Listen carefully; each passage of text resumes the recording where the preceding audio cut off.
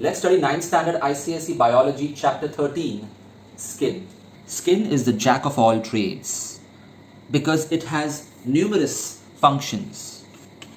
It is the largest organ of our body, not the largest gland, that would be liver.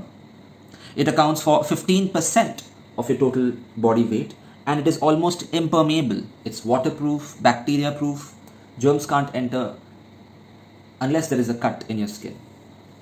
The various functions are, first of all, protection. The integument, which is the skin, protects us from mechanical shocks, prevents excessive loss of water, protects us from diseases and also from UV rays. We know that there is melanin produced in the skin. It's a pigment which blocks UV rays, which could be quite dangerous. UV rays can even lead to cancer. It gives us sensation because we have many receptor cells in our skin connected to neurons, which give us the sense for touch, pain, pressure, heat, etc. Temperature regulation, well, during summer or during hot weather, the sweat glands produce sweat, and when that evaporates, it gives us a cooling effect, keeping our body cooler. And during cold weather, these sweat glands reduce the production of sweat, thus keeping the warmth inside the skin. Storage of food. Skin can have a layer of adipose tissue under it, which saves fat, which can be served as a reserve food. Excretion. Although this is not a primary function of our body because excretion is mostly done by the kidney system, the urinary system, but the sweat which comes out actually has some quantity of urea. Out of the total urea excreted by our body, 1% is through sweat, and even excessive salts come out. So that way, excretion is a side function. Synthesis of vitamin D. UV rays, surprisingly, produce vitamin D when they fall on our skin. And finally, it gives us a more efficient grip because you notice that your skin has those grooves and ridges which give you your unique fingerprint. Structure of the skin. Now, this diagram is very important. Skin has two layers. The upper part is called epidermis and the lower part is called dermis. This is called skin proper. And there are some derivatives of the skin: hair, the nails, mammary glands, sweat glands, and the sebaceous glands. Now the epidermis, the top part, has three layers. The topmost part is called stratum corneum, or simply the cornified layer. It has flattened dead cells. They're all dead. They have a protein called keratin. That's the same protein which is found in nails, hair, horns, hoofs, and silk. It's very hard. This dead skin is shed on a regular basis. That's what dandruff is all about. This protects us from mechanical damage, bacterial infection, and also prevents loss of water by evaporation. So all these tissues are a type of stratified epithelium tissue. The next layer is called stratum malpighi. No, that's the third layer. The next layer is stratum granulosum, which is not mentioned. You need to mention it. It is also called granular layer. But the scientific name is stratum granulosum. You can see that it is a middle layer. It's very thin, 2 or 3 sublayers. And this is what converts into stratum corneum with time. It dies, it is filled with keratin, and then becomes stratum corneum. And the third layer is this layer, which you can see is the densest part of it.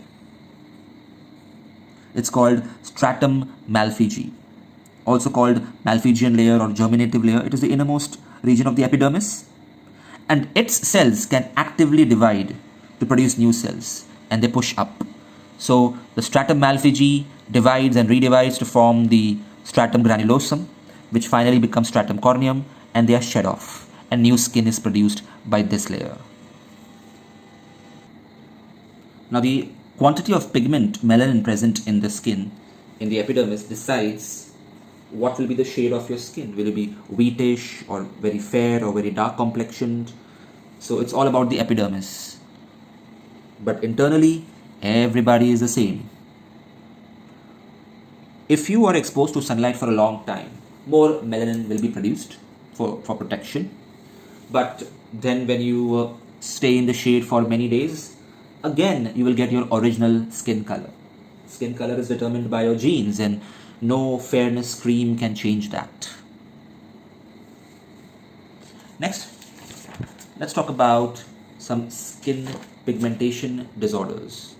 Leukoderma, also called vitiligo, happens when there are patches all over the skin. Some areas of your body have a very light skin, some areas have dark colored skin. The cause is not yet known. Albinism is another disorder where there is a complete loss of pigmentation of skin. So you are totally fair. Even your hair is white, your eyebrows, your eyelashes, and even the iris is white because there is no melanin in it. Of course, the iris would look pinkish because of blood vessels, not transparent. Albinism is a genetic disorder, but it's recessive. After the epidermis, we have the dermis. It's the inner thick layer of connective tissue. So the epidermis was epithelial tissue and the dermis is connective tissue. So it's very elastic, although it's tough and flexible. It is very thick on the palms and soles and very thin at the eyelids and other places. It has various structures like blood vessels, nerve fibers, hair follicles, sweat glands, etc. Leather is actually the animal skin, the hide, from which the epidermis has been removed and only the dermis is left over. Now let's understand the various parts of the dermis. You can see that there are many blood vessels here. The vein is outermost, arteries deep-seated. The capillaries are here. We also have the free nerve ending here, so that if you touch anything, the impulse will be generated and it will go towards your nervous system. These are the blood capillaries. The blood supply during summer season or hot weather increases here, so that more evaporation and radiation can take place to cool you down. But during cold weather, the blood supply to the blood capillaries decreases. This is called vasoconstriction. In summer, what happens is vasodilation. The blood vessels dilate, the blood capillaries. But during cold weather, since the blood flow is restricted so that you don't sweat much, you don't give out heat much, you preserve the heat in cold weather.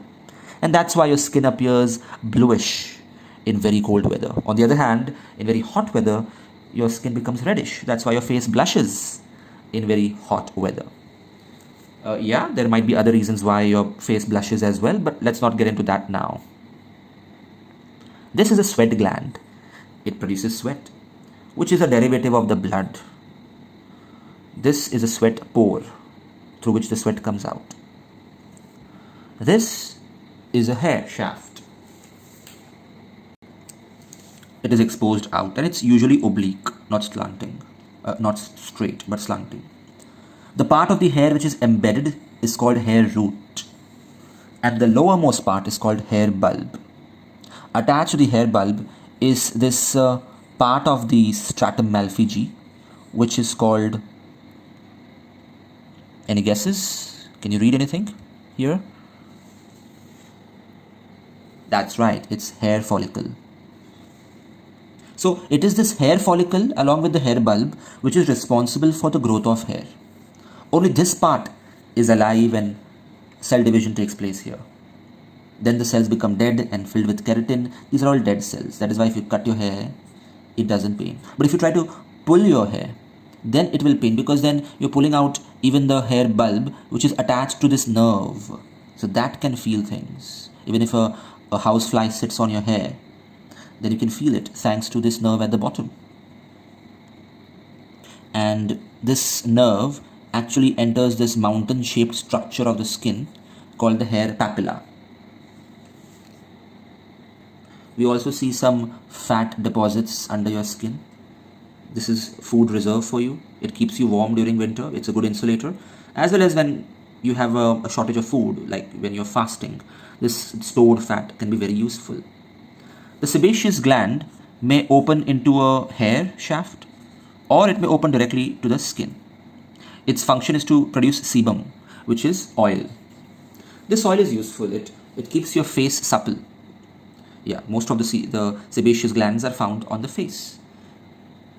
Sometimes people have very oily skin. That's because the sebaceous gland is overactive.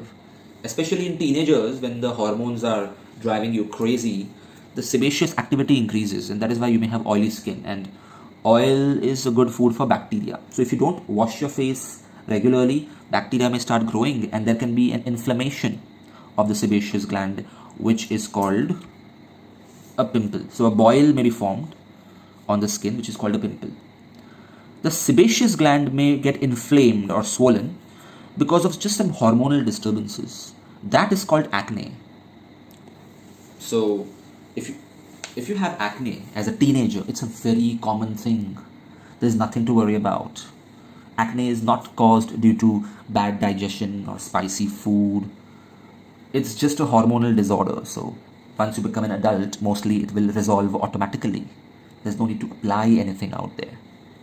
Only if things become very worse, then you may want to visit a dermatologist. As far as pimples are concerned, that's because of bacterial infection. So just wash your face with a good cleanser. No need to apply any ointment. I also see a sensory corpuscle which gives us the sense. So there are different sensory corpuscles or receptor cells for different feelings of touch or heat or pressure or pain. I also see this erector muscle here. Erector muscle. So when you feel very cold, this erector muscle contracts so that the hair becomes erect. That's when you say you have goosebumps. The scientific term is piloerection. It's called goosebumps because your skin looks like that of the rough skin of a goose. You may have piloerection not just because of cold weather, but because of any extreme emotion like fear or thrill as well. So here we have many definitions and functions and locations throughout the chapter. Make sure you study all of that. These are the functions of fat, which is also called adipose tissue. They are heat insulating layer. That is why polar bears are very fat. It's a shock absorber as well. Just imagine when you're sitting and there was no fat on your buttocks, then it would be so difficult and uncomfortable for you to sit. It absorbs shock. So even if you fall, it can absorb it. Hair. Hair shaft, hair root and hair bulb. These are the three parts which I have explained already. Also the hair papilla. Hair follicle is not a part of the hair. Okay, hair follicle is a part of the malphizian layer of the skin, which is connected to the hair because it helps in the growth of hair. Melanin is produced in hair also, that is why it is black in color. As you grow old, less melanin will be produced, so there will be transparent gaps in your hair which would look white. That is why you have silvery or white hair. Piloerection is explained by erector muscle, also called arrector muscle. We lose hair continuously, especially our hair scalp. Every 2 to 5 years we lose our hair. But all the hair won't be lost at a time. Different hair follicles, different hair shafts fall at different times. The eyebrow and eyelash hair fall every 3 to 5 months. They give a sensation of touch because nerve fibers are there at the bases. Eyelashes, they prevent the raindrops or sweat from entering the eye. Even the eyelids prevent entry of particles. Hair in the nose block dust particles from entering a respiratory passage. And facial hair gives you sexual dimorphism. It helps us to distinguish between male and female. For example, you can easily distinguish between a lion and a lioness thanks to the lion's hair on his face called the mane. Similarly, in humans, usually males have facial hair. Imagine if they wouldn't, then it would be so difficult to distinguish between male and female, especially with the similar clothes both genders have started wearing. Nails are a derivative of skin. They are hardened keratinous plate-like structures. They are made up of dead cells. There are three parts: the plate, the bed and the matrix. The plate is the hard outer part which we can see. The bed is below the nail plate, so we can't see it. Only if you pluck your nail out, then you will see a hard layer of your skin called the bed. You can try it out. And the matrix is at the base of the nail. You can see this moon shaped white area. This is called the matrix. It is actually below the skin surface, so the location is here, but it is not visible right now. That is the actively dividing area which grows, and the nail grows because of this. Of course, as the nail is pushed out, it is dead and filled with keratin. So if you cut your long nails, you don't feel anything. Sebaceous gland produce sebum. It keeps our skin supple and prevents drying of the skin. For example, sometimes in cold weather, if you scratch your skin, you can see a white powder coming out of your skin. That's because perhaps your skin is dry, not oily. Differentiate between pimples and acne. Blackheads. Now, what's that? Blackhead is not a hair. Blackhead is actually the sebum, the white sebum which comes out from the sebaceous gland. Sometimes it remains clogged in the pore and it gets oxidized, and melanin is added to it and it becomes black in color. So that's called a blackhead.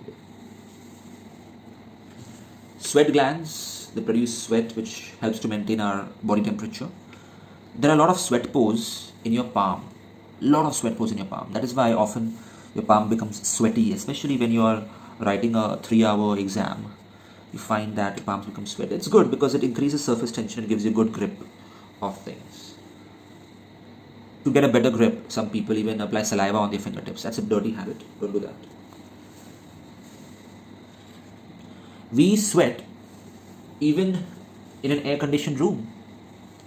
That is called incipient or invisible perspiration. It's very small in quantity, so it's not noticed. However, during strenuous exercise, we lose a lot of sweat. We can lose 1 kg in an hour. Sweat mostly has water, salts, urea. We can have cold sweat as well. That means when you are scared, you may start sweating even though it's cold weather.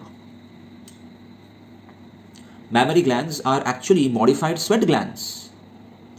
And they are found in both males and females, but in males they are rudimentary, vestigial, useless. They can't produce milk in males.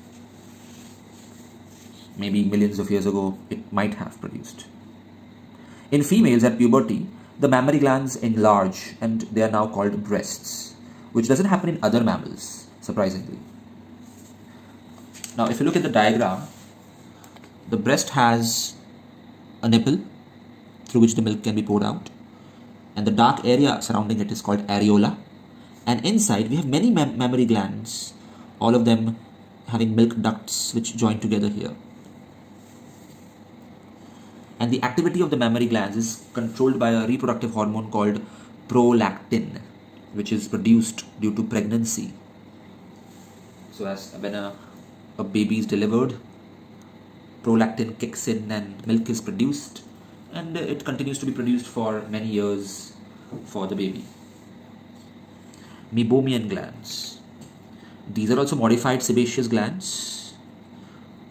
So mammary gland was a modified sweat gland. This is a modified sebaceous gland, which are open on the margin of the eyelids, on the left and right margin of the eyelid. Ceruminous glands are modified sebaceous glands which are found in the auditory canal, and they secrete cerumen, which is earwax, which of course protects our inner ear from dust particles, etc. Now there are a few technical terms we need to be aware of. First of all, endothermal and ectothermal. Endothermal means when the organism stays warm with the help of the body heat generated from the inside. So mammals are endothermal. We are endothermal. We make our own heat. We don't depend on the heat from outside. Whereas ectothermal means the organisms which get heat from outside. So they are cold-blooded. They don't make their own heat. There are two more terms now. Homeothermals and poikilothermals. So there are 4 different terms. So don't be confused between them. Now homeothermals means who maintain a constant body temperature. For example, we are homeothermals as well, because even if outside temperature is 50 degrees Celsius or 5 degrees Celsius, our body temperature is fixed, 37 degrees Celsius. Whereas many organisms are poikilothermals. That means their body temperature fluctuates with the environment. If it's too hot outside, their body temperature will become hot, and if it's too cold, their body temperature will become cold. But then how will they function at such high or low temperatures? They can't, because enzymes don't work properly. Well, that's okay. During summer, they sleep, called estivation, to escape the heat, and during winter, they hibernate. Again, they sleep to escape the cold, so they don't even have to eat for many weeks. Imagine if you could do estivation and hibernation. So most of the year we would be sleeping. You would love that, isn't it? Body temperature is usually 37 degrees Celsius. In the rectum, which is near the anus, it's 1 degree Celsius higher. So if you put a thermometer and measure, it would be 38 degrees Celsius. And in the armpits, it is 1 degree Celsius lower, so it's 36 degrees Celsius.